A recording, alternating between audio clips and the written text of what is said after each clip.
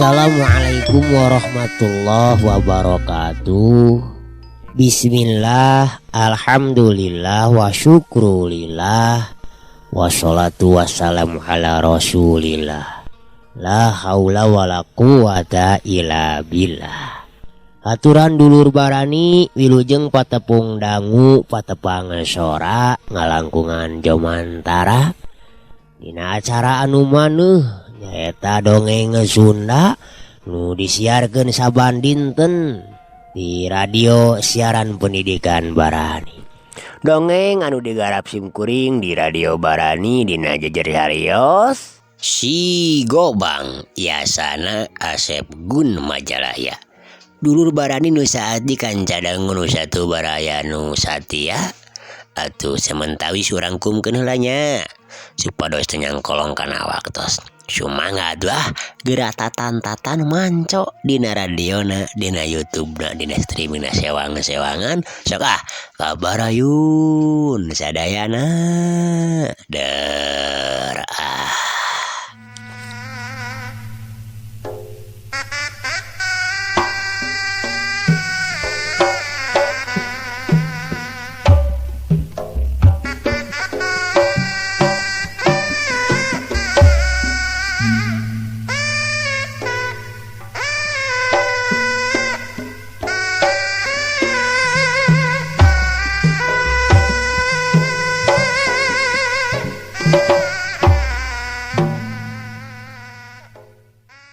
tapi orok kaya waktu leungeunna dek nakis kusabab dirinya teh leueur urut hujan manehna ti seureu nyapuguh we teungeulan Mbah Jaweng teh teu emis deui ngahanca kana beungeutna Ki Madhapi hiuk jebrot tuk deus beureub katuh Mbah Jaweng nu geus diwangun ku ajian Brajamustina teh ngajebrot pisan kana beungeutna Ki Madhapi. Aduh Ki Madhapi nepikeun ka ngocek atuh tarik naker beungeutna katempo ngagelenggeng hideung palembah pipi katuhuna. Tapi Ki Madhapi oge dulur lain jawara kamari sore najan manehna kabeunangan ku ajian Brajamusti Mbah Jaweng tapi manehna oge miboga daya tahan anu leuwih mun dibandingkeun jeung daya tahan rata-rata jelema biasa mah. Sanajan bipina karasa panas turnya nyautan teu lila oge manehna dulur Barani langsung ngajlegedeg deui nangtung bari ngajegeun kuda-kudana. Sawatara eta Ki Mirhasik geus adu hareupan jeung Ki Darga katut si Bohin. Antukna mah dulur Barani ger weh tarung ragot naker. Tamana mah Ki Mirhasik ngalawan 2 urang baladna Mbah Jaweng sedengkeun Ki Madhapi sakuatan laga ngimbangan kahebatan ilmu jeung ajian-ajian araheng turta langka nu dipibanda ku Jamalian Lintang ti ku Mbah Jaweng sorangan. Tapi memang Mbah Jaweng teh lain pitandingeunana Ki Madhapi. Sanajan Ki Madhapi bebeakan ngalawan ku cara ngetrukeun hampir meh kabeh ilmu katut ajian-ajianna oge dikaterukeun tapi tetep we teu nandeng kanapa ngabisa jeung kana ilmu Mbah Jaweng mah anu beuki dieu teh beuki ngabahayakeun kana kasalamatan jiwana. Kitu deui Ki Mirhasik sanajan sacara lahirna mah manehna leuwih unggul tingkat wawasena jeung pangadiwasana tilawana anu duaan. Tapi ari ngalawan duaan mah angger we berat karasana teh. Sanajan manehna teh kabeunangan oge, api manehna oge sarua teu bisa ngasupkeun panarajangna pikeun narajang kanu jadi musuhna. Dulur Barani dina hiji kasempetan harita Bahjaweng ngasupkeun perep kenca katuhuna rek ngahanca kana beungeutna Ki Madhapi anu katampunna geus ngageuleng kabenangan ku Braja Mustina. Atuh Ki Madhapi harita balicet-balicet nyingkahan panarajangna anu jadi lawana. Kalawan teu disangka-sangka Ki Madhapi teh ti seuleu deui gubrak nangkarak. Nampo musuhna nangkarak Bahjaweng teu ngailakeun deui. Mojar ya ieu mah Madhapi. Ya. Jurus Braja Mustina dek ngahanca kana beteungna Ki Madhapi anu keur nangkarak bengkang. Orok aya dulu barani atuh Ki Madhapi teh sanajan loba leutak tina awakna gorentelkeun maneh pros. Duk anu antukna perep-perep anu kenca katuhna Bahjaweng teh teu keuna kana sasarangan keunana kana taneuh. Eta taneuh nu kabeunangan ku Bahjaweng dulur sakitu baseuh pipikeun ka ngajeos ngebula tuh jiga beuleum beusi we nu diasupkeun kana cai. Atuh Ki Madhapi teh beuki reuaseun we. Gorentel ceulek gedeg. Ki Madhapi teh harita langsung nangtung deui. Kituna teh ngan gorowok wae manehna teh ngagorowok ka sobatna. Kabur hasik mah bagle ge mah yeuh. Bareng jeung ngagorowokna kitu harita keneh ge ngablesat ninggalkeun pakalangan. Mabur ngagunakeun jurus lengkah 1000. Atuh Ki Mirhasik anu dina kaayaan sarua keur kadese teu ngangkekeun di belenyeng we manehna oge lumpat nuturkeun Ki Madhapi anu geus teu katingali deui jirimna kahalangan ku tatangkalan anu aya di dinya. Bangsat mantong marabur ya heuh. Ceuk Bahjaweng. Atuh Ki Darga ge jeung si Bohim ngabecir lumpat nuturkeun nyatana rek ngudag tapi kabur ku Bahjaweng dicarek. Antep gembae Darga Bohim. Mantong ieu beurik hayo ka dede. Karena nahaon ka jape euy. Keun bae isuk jaganing getok ge bakal bancrok deui euy. Antep geun lah. Bere kasempetan heula euy. Dulur barani atuh Ki Darga jeung si Bohim teu jadi ngarengkog. Saterusna maranehanana nyampeurkeun ka lebah Bahjaweng. Terus rek ka mana dia tuh ayeuna bayeuh? Alah, padahal mah urang oda we tuh man bah. Tanya Ki Darga basa geus nangtung hareupeun gegedugna. Atuh sawatara eta ge si Bohim mah ukur mencrong we kana beungeut guruna teu cacarita naon. Heuh keun bae. Ayeuna mah urang neangan warung euy lah. Lapar ieu teh. Jabayeuh masih keneh hujan kieu yeuh sanajan leutik ge tiris. Keun kumaha isuk we lah. Urang ngamitian di maluruh tempatnya si Gobang. Urang tatanyakeun we, da pasti bakal aya nu nyahoeun di mana eta mangkeluk anu ngaran si Gobang deh ngajedogna euy. Bahjaweng mereka putusan ka Ki Darga.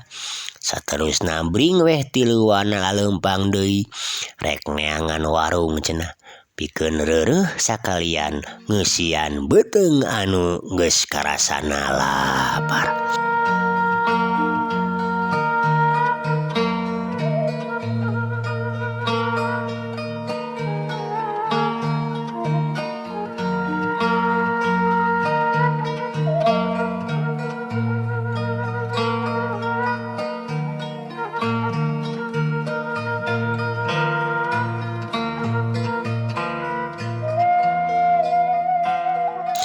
Dulur barani ayeuna urang kosapkeun deui Ki Madhapi jeung Ki Mirhasik anu harita maranena geus anjog kaburuanana imahna Bahkarta.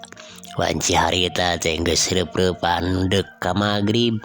Sajongjongan mah Ki Madhapi teh ngadon ngajanteung hareupeun golodog tapi akhirna mangan kalacat sukuna mancat ka luhur golodog.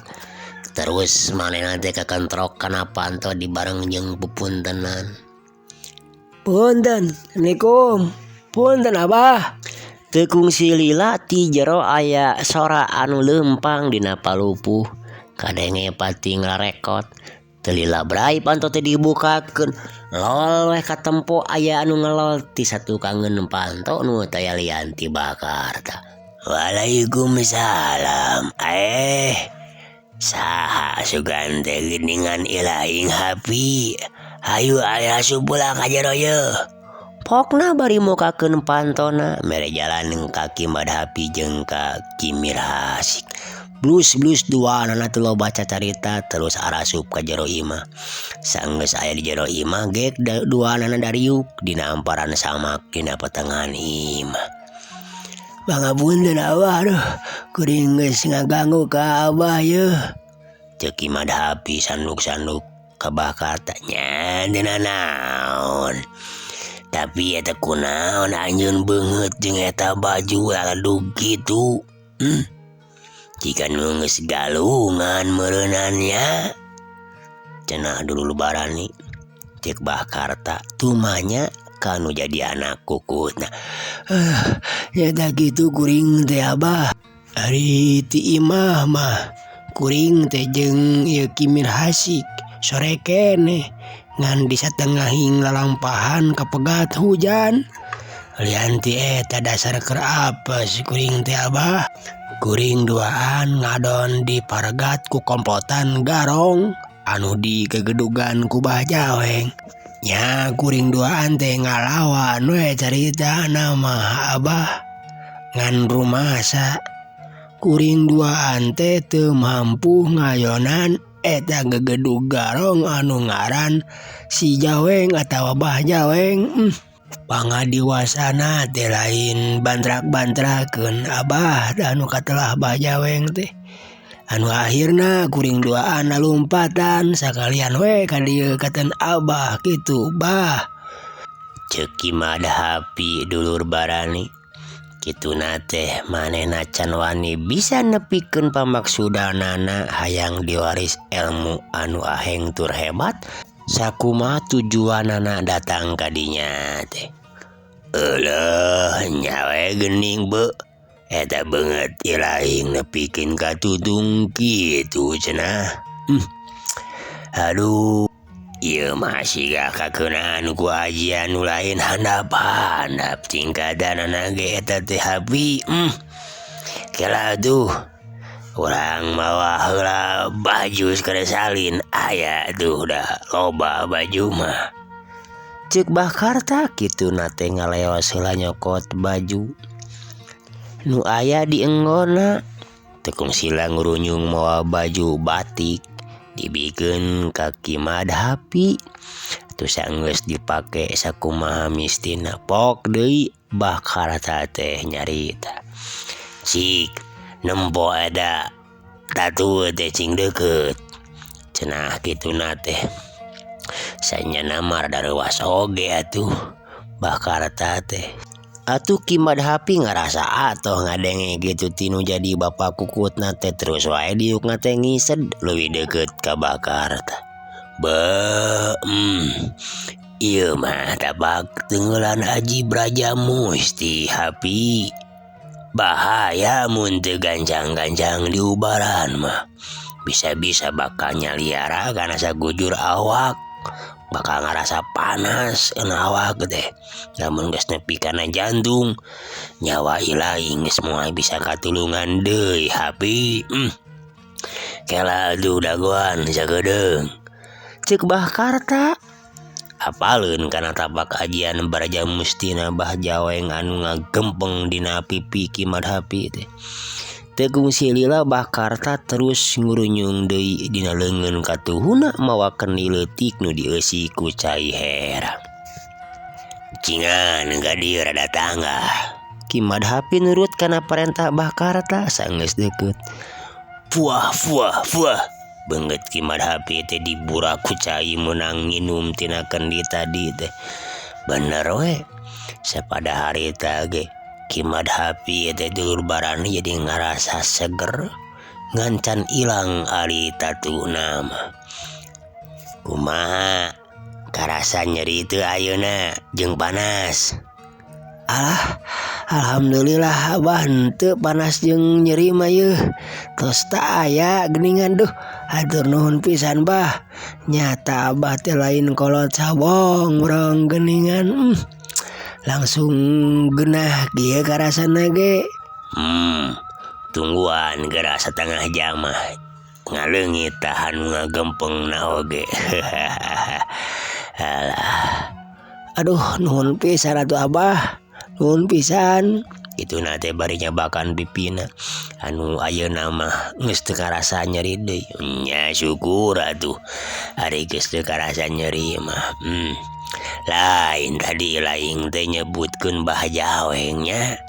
Ari eta padumukanana cicing tumetepna di mana cenah Mbah Jaweng teh. Tanya Bah Karta. Tetelepek ngeunaan Mbah Jaweng. Ari cek beja mah dikaleun lemur bilung Bah. Naon ngaran lemurna teh nya poho deui. Lemur naon ngaranna teh asik. Ngareret kami rasik. Eta naonnya? Oh, eta basir hunyur. Da ngababakan sanes lemur lega Bah. Kimir hasik ngajelaskeun. Oh, nya tuh. Berarti panempo Abah teh teu salah. Eta teh si Jatma anu disebut Mbah Jaweng teh. Teuih nya geus kolot oge jelema teh. Jiga anu moal pae wae dah. Si Jatma teh Cik Bah Karta nyarita kituna teh bari neuteub kosong jiga aya anu keur dipikiran. Oh, Jatma ngaran asina teh Bahnya. Lain Jaweng, ari Jaweng ti mana eta geuningan Abah jeung apal. Ki Madhapi ngarasa kaget tumeh bapa kukutna nyahun kana ngaran asina Mbah Jaweng. Ki Jatma baheula mah keur waktu ngora mah. Atuh Abah kungsi sosobadan jeung manehna teh. Ngan tisaprak Abah apal yen manehna sok daek babadog jeung rarampok. Abah teh lain sok suci ngan kurang panuju we kana kalakuanana gitu teh. Sabab ceuk pamikir Abah, ari ilmu teh nyatana lain kudu dipake pikeun nyieun kajahatan atawa kagorengan. Tapi ilmu mah kudu dipake tulung tinulungan. Oge kudu diamalkeun dina jalan nu dipikarideu ku Allah Subhanahu wa taala. Beda deui jeung si Jatma mah tujuanna ngan dunya we si eta mah. Plang we atuh Abah teh geus hampir 40 tahunna meureun teu panggih jeung manehna teh. Kadiekeun ngadenge Abah teh yen manehna teh cenah boga anak buah. Tuluy ganti ngaran jadi Mbah Jaweng kitu dah. Tapi Bah Karta saeutik kedeuna ngadadarkeun lalakon mangsa manehna bebarengan jeung Mbah Jaweng. Atuh Ki Madhapi ngarasa kasindiran oge ku caritaan bapa kukutna ngeunaan kana babadog jeung rarampok.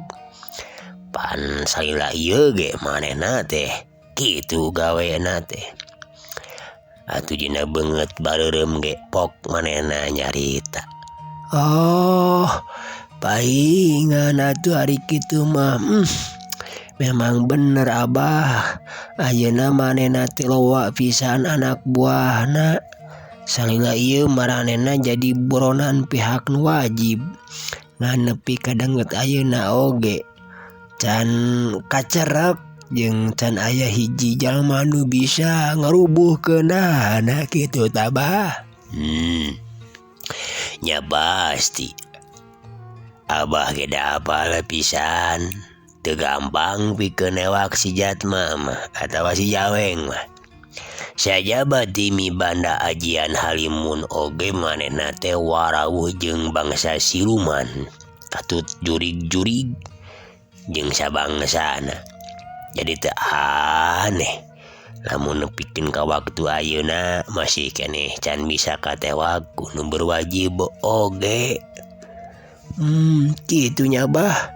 Hese atuh nya Bahnya lamun hayang meruhkeun Mbah Jaweng teh. Ari kitu mah. Padahal cek kuring mah kudu aya we salah saurang jalma anu bisa ngeureunkeun kana laku jahatna teh. Piraku diantep wae mah nya Bah. kapan jelas nyangsarakeun ka balarea gitu tabah. Kimadapi mimiti ngarancang paniatanan. Bener pisan Hapi. Ulah urang teh mun urang teu bisa nyeun kahadean ka batur, atuh minimal urang teh ulah ngarugikeun batur. Hirup mah enteng Hapi. Naon enteng teh? Nyatana hirup mah ulah ngarugikeun jeung entong daek dirugikeun. Kitu modal hirup mah. Nganyeta tuh balik deui ka si Jaweng. Manehna sakanyaho Abah memang tiba heula ge kitu sifatna teh. Hayang menang sorangan. Boga ilmu teh kalakah diamalkeun kana teu puguh. Tah bah ngeunaan pelabah dieu. Coba atuh Abah panginten Abah uning yen ilmu teh kedah diamalkeun. Manawi jeung manawi Abah ridho mana ridho gali. Abdi neja nyuhungkeun diwidihan kanggo diwuruk diwirid ku ilmu-ilmu nu aya di Abah. Nya ari eta mah kanggo ngajaga diri we khususna mah. Da geuningan kieu buktina ari teu boga ilmu mah kabeunangan beungeut nepikeun ka geheng. Untung we aya Abah. Atuh kadituna saha nu nyaho atuh abdi bisa maruhkeun atawa ngelehkeun eta Bah Jaweng sangkan teu nyieun laku doraka kitu tah Bah. Kimadapi leungis ngomongna teh boga harapan sugan anu jadi bapa kukutna nurunkeun ilmu panemuna. Bener pisan ku kitu nama Hapi. Dalamun seug Abah ngora keneh mah jigana Abah ge hayang we ngadatangan ka manehna teh. Maksud teh ngelingan da kawajiban ari boga kapangarti mah. Ima ku omongan, ima ku ilmu. Kudu pisan urang silih elingan teh amal ma'ruf nahil mungkar ngaranna teh. Tapi ari red kana diri anu sakieu geus kolotna.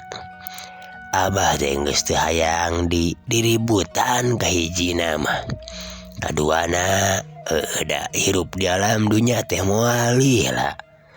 Abah teh keur geunah keur teu manina. Nyatana keur bertobat. Rumasa baheula Abah keur ngora sok ngajurung hawa nafsu. Sangkan maot teh Abah aya dina kaayaan husnul khotimah kitu tah Hapi.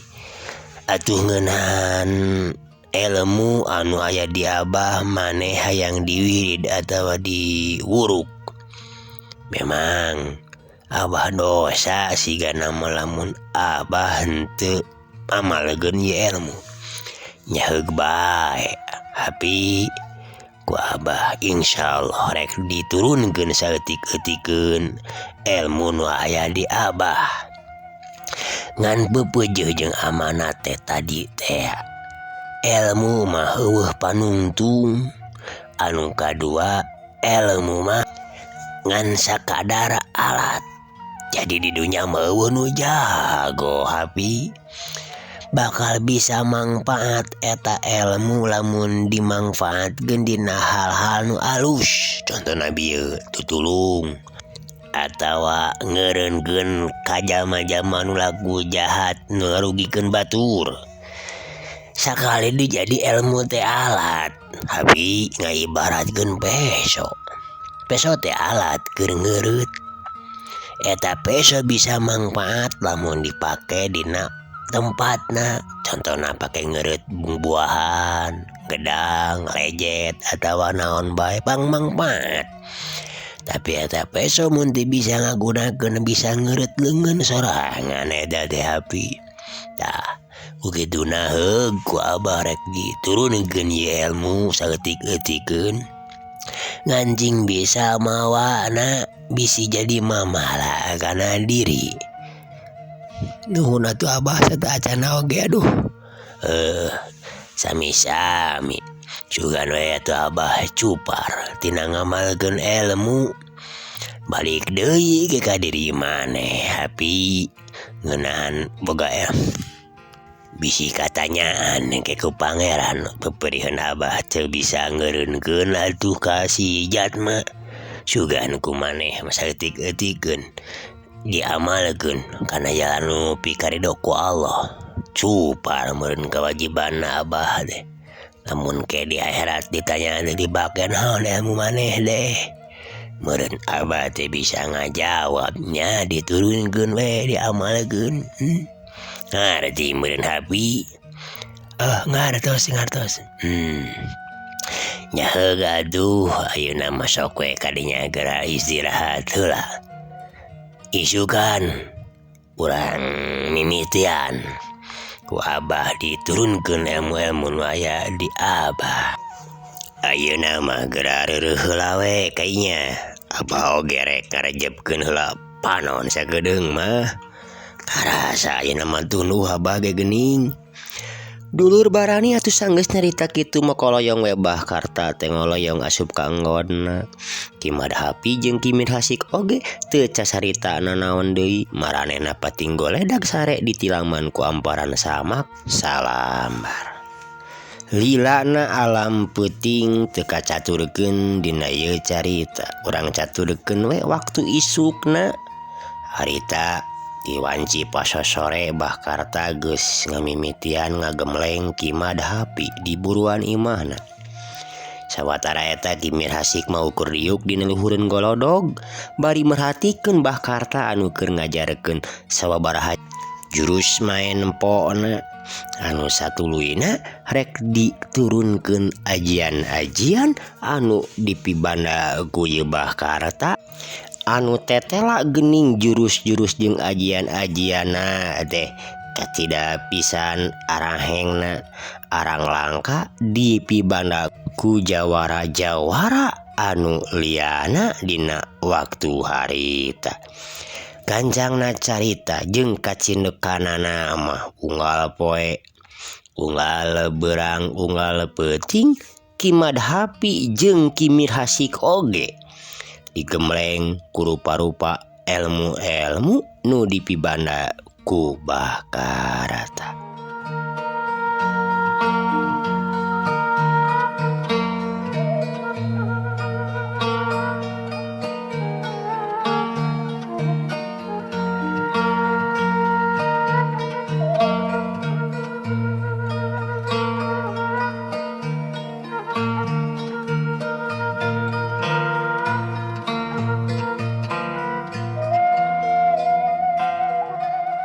Dulur barani nu sahati kanca dangu nu satuhu baraya nu satia. Cag heula kaayaanana Ki Madhapi jeung Ki Mirhasik anu keur digemleng ilmu kadigjayaan jeung kawedukan ku Bah Karta. Ayeuna urang medar lalakon anu anyar. Lalakon nu saacana can kungsi dipedar dina ieu carita. Kocap di hiji tempat saurang jajaka nu mibanda pangawakan dedeg sambada rupa kasep lir dewa Kamajaya anu turun ti kahyangan. Tapi ieu jajaka sanajan mibanda rupa anu pantes saperti kitu oge sorot panona anu seukeut lir ibarat mata heulang ngagambarkeun sifatna anu saeutik angkuh atawa sombong. Dina cangkengna meulit hiji pakarang anu teu ilahar jeung batur. Nyatana hiji pecut anu dijieuna tina kulit maung. Rupana teh boreleng. Gedena meh sagede leungeun jalma dewasa. Buukna ieu jajaka panjang dibeungkeut ku lawon hideung. Lengkahna teunneungna keur taya karempan. Pinuh ku wawanen atuh leungeun kencana nyolendangkeun buntelan leutik disampaikeun dina tatakna. Mun nilik kana lengkahna ieu jajaka Nyata lain jajaka samanea, tapi jajaka anu linuhungku ilmu, sugih ku pangarati, mibanda pangabisa. Reg eta jajaka anu umurna moal leuwih ti 30 tahun kahandap mah ngaraneg di hareupeun jalan leutik anu berasna asup ka pilemuran. Lamur naon cenah ieu teh ngaranna? Aing geus lila leuleungan rek mecakan asup ka jero lemur ieu. Sakalian rek neangan warung. Pokna ngagarendeng. Saterusna manehna ngalengkahkeun deui sukuna mapae jalan leutik rek muru ka pilemburan. Teu lila antarana oge eta jajaka teh geus aya di satengahing lembur. Wanci harita keur meujeuhna mentrang-mentring panas poe. Kabeneran di hareupeunna teh aya hiji warung anu suwung kunu jarajan. Wayah kitu memangna keur aya di pakuliahna keneh pangeusi lembur teh. Acan waktuna marulang. Koloyong eta jajaka teh ngoloyong nyampeurkeun ka hareupeun warung sageus deukeut gek diuk dina babangkuan panjang anu ngahaja disayagikeun keur anu jarajan. Meniti iseun kieu geuningan pangeusi lembur teh mang. Kamarana cenah nya? Jeung ari ieu lembur naon nya ngaranna teh? Ceuk eta jajaka tumanya ka si emang warung anu harita katempo keur diuk bari nunutan di jero warung. Aduh, hampura Ujang, mang dek nunutan, dek watunu, mang abade ngaleut naon atuh, da teh aya anu aneh di dieu mah Jang. Ceuk eta mang warung. Tengah jawab kana pananyana si jajaka mah ting teu kadengeun meureunan apanan tadi teh manehna teh keur nunutan meureun. Teu naon cukup sakieu oge mang. Lembur naon ieu teh ngaranna mang? Jeung kamarana meniti iseun kieu pangeusina oge. Ceuk jajaka kapaksa balikan deui pananyana. Kituna teh bari kedawok nyokot goreng ulen am dihuapkeun. Ieu teh lembur bale kambang Ujang. Biasa we aya kieu mah panan karuli keneh. Urang dieu mah engke pas sore marulangna. Rupa-rupa karulina mah aya anu ka sawah, anu ka kebon, anu ka leuweung, anu ka pasar, anu ka walungan. Pokona mah kana sagala rupa oge aya urang dieu Ujang. Ke Ari Ujang anu ti mana teh ya? Pondan jiga-jiga lain urang deukeut geuning. Ceuk si mang warung. Jug congah we nyaritana teh jiga kanu geus wawuh wae basana oge basajan. Nya bener mang, kuring memang lain urang dieu. Lemur kuring mah ti wewengkon Garut. Nya haja datang ka ieu wewengkon Majalaya nya. Teu boga tujuan sanyana mah. Da teu boga baraya jeung teu boga dulur di dieu teh. Ngan ukur nuturkeun inung suku we. Bari sakalian ngalalana neangan pangalaman hirup mang. Tema si jajaka tandos. Ti wewengkon Garutnya. Nah da amang oge karuhun masami ti Garut nyatana ti leles. Nganda geus arareueuh ayeuna mah. Sababaraha puluh tahun geus teu nincek-nincek deui ka Garut amang teh. Si jajaka jiga anu teu pati mirosea kana caritaan si amang warung. Jongjon we cacamuilan ngadaharan ulen jeung kadaharan sejen anu aya dina dadasar warung si amang. Atuh sanggeus ngarasa seueuh barang daharna ku siwal si jajaka teh ngaluarkeun kanyut kundang wadah duit tina saku kampretna. Sabarahaeun mang? Ulen 4, comro 6, sukro mah ting sabaraha siki da teu dihitung. Leuk kudu ngitung sukro mah. Bae kumaha mang we sabarahaeun? Ulen 4 20 rupiah, biasana 50 perakeun we. Kabehanana. Teu loba deui tatanya dulur. Gonyereng weh si jajaka teh mikeun duit kencring 100 perak gambar gugunungan. Kasih amang tukang warung bari nyarita. Ya tuh keun bae ampihan we pamulangan amang. Keur emang bari sakalian kuring teh aya tanyakeun deui teh. Ari mangkung si ngadenge teu kanu ngaranna si Gobang. Bejana urang dieu cenah urang Majalaya. Ceuk si Jajaka panonna neuteub seukeut ka si Amang Warung. Atur nuhun atuh Ujang. Si Gobangnya kung si ari ngadenge mah malahan apanan gorombolan anu digegedugan ku si Tregos Hideung oge diburak-balik nenepikeun ka barinasana teh nyatana ku si Gobang. Tapi teuing di mana ari padumukanana mah Amang teh kurang apal. Cek si Amang gitu nanti beri ngasupkeun duit karena kolak wadahna. Artina benernya anu nulah si Gobang teh aya di kieuna lain ukur carita bohong. Nyakantenan we atuh Ujang. Mang oge kung si ningali mah keur waktu nganterkeun salah saurang budak awewe urang lieu nu diculik ku si Tregos Hideung. Untungna bisa ditulungan tah ku eta Jajaka nu ngaran si Gobang. Oh, kitu Mang. Pantaran kumaha kira-kirana eta jeleumana teh?